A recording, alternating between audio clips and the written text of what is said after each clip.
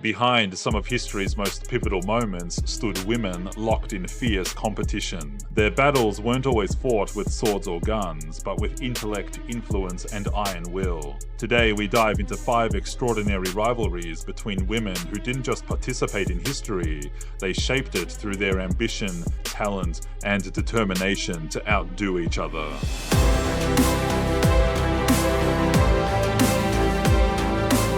Hey, I'm Michael, and welcome to Hoodie History, where I share fascinating stories from the past. It's great to have you here. Today we're exploring something that rarely gets enough attention, the epic rivalries between women who changed the course of history. These weren't petty catfights or simple jealousies, they were complex power struggles with massive stakes, kingdoms, artistic legacies, and sometimes life itself.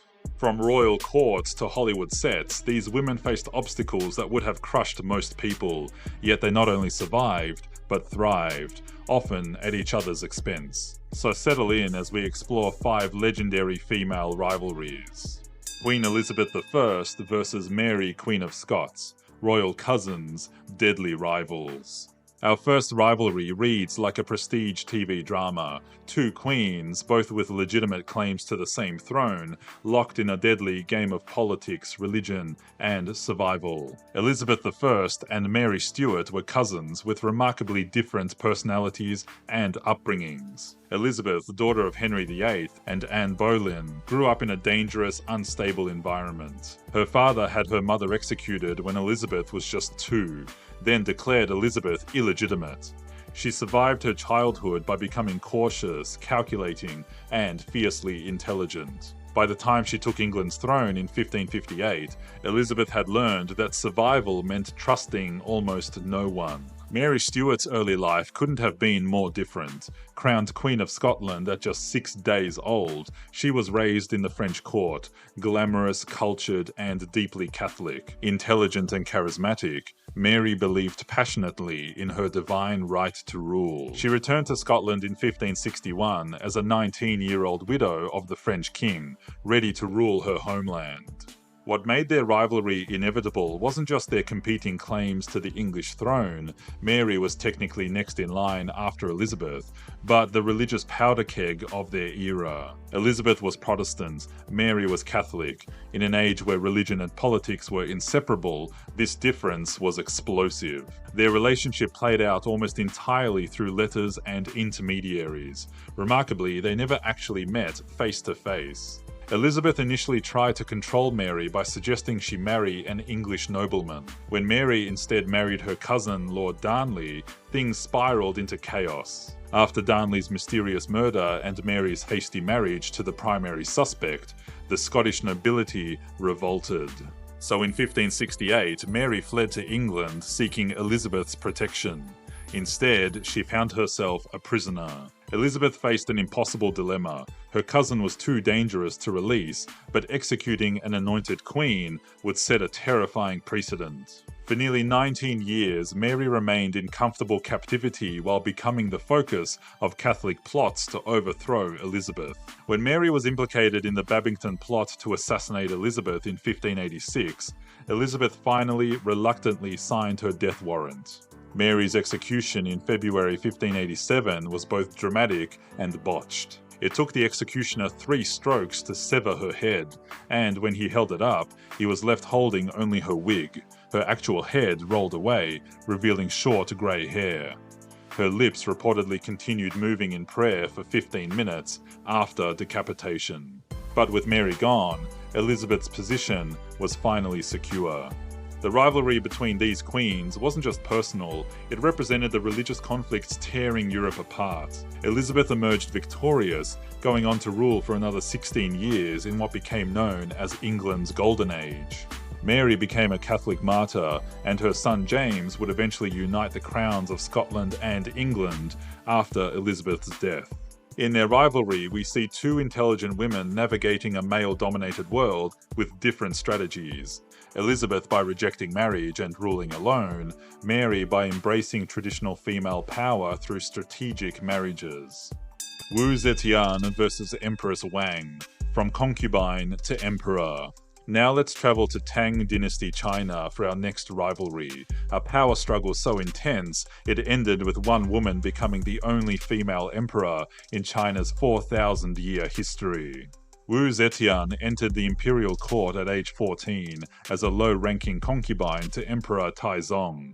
When Taizong died in 649 CE, tradition dictated that his concubines who hadn't borne children would spend the rest of their lives as nuns in a Buddhist monastery.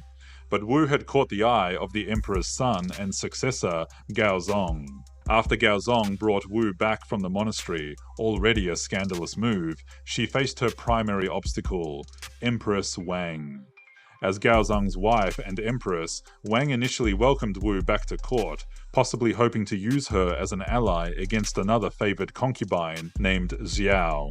This miscalculation would cost Wang everything. Wu proved herself a master of palace intrigue, first helping Wang eliminate Xiao, then turning her attention to Wang herself. She methodically seduced the emperor while undermining the empress at every turn. The rivalry took a truly horrifying turn when Wu allegedly killed her own newborn daughter and framed Empress Wang for the murder. Though the truth of this accusation remains debated by historians, its effectiveness is not. Emperor Gaozong was convinced. In 655 CE, he deposed Wang, demoting her to commoner status, and elevated Wu to empress. But Wu wasn't finished. She had Wang and the former concubine Xiao arrested on charges of witchcraft. The two women had their hands and feet amputated before being thrown into wine vats to drown, a particularly cruel execution known as the human swine. With her rivals eliminated, Wu's real ambition emerged. When Emperor Gaozong suffered a stroke, she began ruling as his proxy. After his death, she maneuvered around her own sons to rule first as Empress Dowager, then Regent, and finally in 690 CE, she formally took the title of Emperor, not Empress, the only woman in Chinese history to do so. This rivalry reveals the brutal reality of power politics in imperial China. While we might be tempted to view it through a modern lens of feminism, Wu Zetian wasn't fighting for women's rights, she was fighting for personal power in a system designed to exclude women from real authority. Her ruthlessness matched or exceeded that of male rulers of her era. Wu's eventual 15-year reign as emperor was actually remarkably effective. She expanded the empire, reduced corruption, promoted people based on merit rather than family connections, and even elevated the status of women. When forced to abdicate at age 81, she left behind a complex legacy that Chinese historians have debated for centuries. Catherine de Medici and Diane de Poitiers, the Queen and the Royal Mistress. Our next rivalry takes us to 16th century France, where a young Italian bride found herself in a humiliating competition with her husband's mistress, a woman 20 years her senior. Catherine de Medici arrived in France in 1533 at age 14 to marry the future king Henri II. Despite her wealthy banking family, Catherine was considered barely acceptable as a royal bride. Worse, she soon discovered her husband was completely infatuated with Diane de Poitiers, a widow 20 years older than Henri. Diane was everything Catherine initially was not: confident, sophisticated, and with a hold over Henri that seemed unbreakable. While Catherine struggled through years of fertility problems, leading to whispers she would be set aside, Diane's position grew stronger. She was given the crown jewels, resided in the best apartments in royal palaces, and even took charge of raising the royal children when they finally arrived. For years, Catherine endured extraordinary humiliation. Henri had Diane's initials intertwined with his own throughout royal residences. He even wore Diane's colours of black and white into tournaments instead of his wife's. Catherine was forced to maintain a cordial relationship with her rival, even as Diane effectively functioned as the queen in all but name. But Catherine was playing the long game. During these painful years, she studied power, built her own network of informants, and waited. She eventually bore Henri 10 children, securing her position, and she developed a steely resilience that would serve her well. But everything changed in 1559 when Henri was killed in a jousting accident. Within hours of his death, Catherine made her move. She immediately sent troops to seize the crown jewels from Diane and banished her from court. Catherine then became regent for her young son, emerging as one of the most powerful women in French history. Over the next 3 decades, Catherine would effectively rule France through the reigns of her 3 sons. She proved a shrewd political operator, ruthless when necessary, as demonstrated by her role in the St. Bartholomew's Day massacre of French Protestants. As for Diane, she lived the remainder of her life in comfortable exile at her chateau, dying at the impressive age of 66. Catherine ordered her magnificent tomb destroyed during the French Wars of Religion. What makes this rivalry remarkable is how Catherine's years of painful subordination became a masterclass in political education. Rather than being destroyed by humiliation, she studied power from the sidelines. The painful rivalry with Diane helped transform Catherine from a neglected bride into one of the most formidable political minds of her era, known to history as the Black Queen. Bette Davis versus Joan Crawford, Hollywood's greatest feud. Now we leap forward to the golden age of Hollywood for our next rivalry, a legendary feud between 2 of cinema's greatest actresses that spanned decades and culminated in one of the most deliciously awful collaborations in film history. Bette Davis and Joan Crawford represented contrasting archetypes of Hollywood stardom. Davis was celebrated as a serious actress, known for her willingness to appear unglamorous if the role demanded it. Crawford was the consummate movie star, glamorous, meticulous about her image, and fiercely dedicated to her fans. Their rivalry reportedly began in the early 1930s over a man, actor Franchot Tone. Davis fell for Tone while filming Dangerous, but he was more interested in Crawford, whom he soon married. Davis later remarked, "She took him from me. She did it coldly, deliberately, and with complete ruthlessness." As both women fought for top roles in a studio system that typically discarded actresses as they aged, their professional competition intensified. Crawford left Warner Brothers for rival studio MGM, reportedly because she was tired of getting Davis's rejected scripts. For her part, Davis won 2 Oscars before Crawford had even been nominated. The actresses sniped at each other for years through the press. Crawford once said, "I don't need to watch Bette Davis make faces at me. I can get someone at home to do that." Davis famously retorted that Crawford slept with every male star at MGM except Lassie. Their rivalry reached its peak when both women, now in their 50s and struggling to find good roles in youth-obsessed Hollywood, were cast in the 1962 psychological thriller Whatever Happened to Baby Jane. Director Robert Aldrich deliberately stoked their animosity, often telling each actress what the other had supposedly said about her. The on-set battle was legendary. Crawford allegedly put weights in her pockets for a scene where Davis had to drag her across the floor. Davis responded by installing a Coca-Cola machine on set. Crawford was on the board of Pepsi after marrying its CEO, and allegedly actually kicked Crawford in the head during a fight scene. When Davis was nominated for an Oscar for the film while Crawford was snubbed, Crawford contacted the other nominees in the category who couldn't attend the ceremony and offered to accept on their behalf. When Anne Bancroft won, Crawford got her moment on stage anyway, smugly brushing past Davis backstage. Their planned follow-up film, Hush Hush Sweet Charlotte, collapsed when Crawford checked herself into a hospital claiming illness after filming had begun. She was replaced by Davis's friend, Olivia de Havilland. What makes this rivalry fascinating isn't just its longevity or intensity, but how it reflected larger issues in Hollywood: the limited opportunities for aging women, the studio system that pitted actresses against each other, and the difficult personas women had to adopt to survive in a male-dominated industry. Despite their differences, Davis and Crawford shared remarkable similarities. Both were divorced multiple times, had troubled relationship with their children, and fought desperately against an industry that wanted to discard them as they aged. Their rivalry ultimately produced one genuine classic film, proving that sometimes creative tension, however uncomfortable, yields compelling art.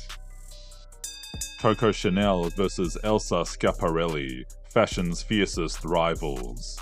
Our final rivalry takes us to the haute couture fashion houses of Paris between the world wars, where two pioneering designers with radically different aesthetics competed for dominance in the fashion world. Gabrielle Coco Chanel and Elsa Schiaparelli represented opposite approaches to fashion. Chanel, born into poverty in France, created elegant, understated designs focused on comfort and streamlined sophistication. Her philosophy was that luxury could be simple, epitomized by her little black dress and signature Chanel suit. Italian-born Schiaparelli took the opposite approach. Her designs were surrealist, experimental, and dramatic. She collaborated with artists like Salvador Dali to create pieces like her famous lobster dress and shoe hat. If Chanel was about timeless elegance, Schiap was about artistic provocation. Chanel dismissed her rival as that Italian artist who makes clothes, while Schiaparelli referred to Chanel simply as that milliner, reducing her to her earliest career as a hat maker. But behind these seemingly mild insults lurked genuine animosity and vastly different visions of women's fashion. Their rivalry came to a head at a costume ball before World War II. Chanel accidentally maneuvered Schiaparelli backwards into a candelabra, setting her elaborate costume on fire. Guests had to throw themselves on the Italian designer to extinguish the flames, a literal representation of how heated their competition had become. Both women were pioneers who revolutionized how women dressed. Chanel freed women from corsets with her use of jersey fabric and borrowed elements from men's clothing. Schiaparelli introduced innovations like the built-in bra, the wraparound dress, and clothes with visible zippers. The rivalry wasn't just aesthetic, it was also deeply personal and tied to their contexts. Chanel was the established French icon who had clawed her way up from poverty. Schiaparelli was the aristocratic Italian outsider who approached fashion as art. Their competition represented larger tensions between tradition and experimentation, between French and Italian design sensibilities. World War II profoundly affected both designers. Schiaparelli fled to the United States during the Nazi occupation of Paris, while Chanel remained in France, closing her fashion house and engaging in a controversial affair with a Nazi officer. When Schiaparelli returned after the war, she found a fashion landscape that had moved on. Meanwhile, Chanel staged a remarkable comeback in 1954 at age 71, re-establishing her dominance.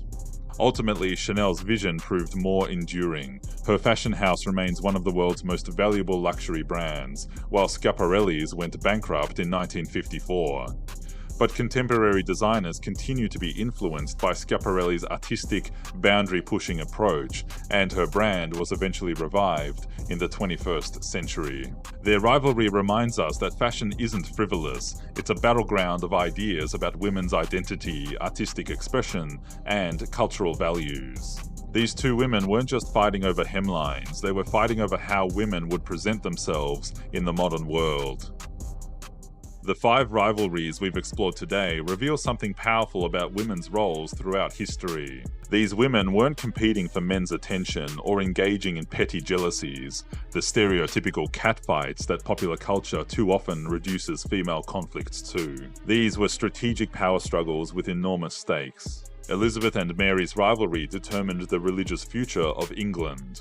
Wu Zetian and Empress Wang fought for control of the world's most powerful empire. Catherine de Medici and Diane de Poitiers battled for influence over a king and kingdom. Davis and Crawford struggled against Hollywood's limited vision of female value.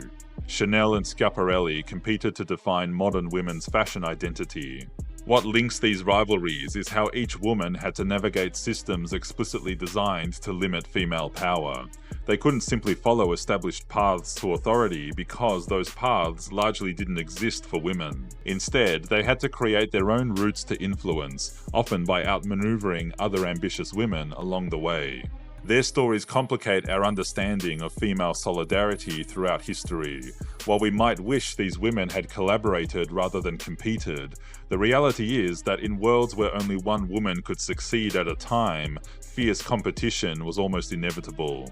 Which of these rivalries surprised you the most? Do you think these women would have been rivals in today's world, or would they have found ways to support each other? And what current rivalries between women might historians be discussing centuries from now? Let me know your thoughts in the comments. These rivalries can reveal our complicated relationship with female ambition and power. We can be simultaneously fascinated by these women and uncomfortable with the methods they use to succeed. But by exploring their full stories, rivalries and all, we can gain a more honest understanding of what it took for women to make history in worlds that were designed to keep them powerless. Thanks for joining me for this exploration of history's most fascinating female face-offs. If you enjoyed diving into these complex rivalries, don't forget to hit the like button and subscribe for more fascinating stories from history. Thanks for watching, and I look forward to sharing more fascinating stories from the past with you here at Hoodie History.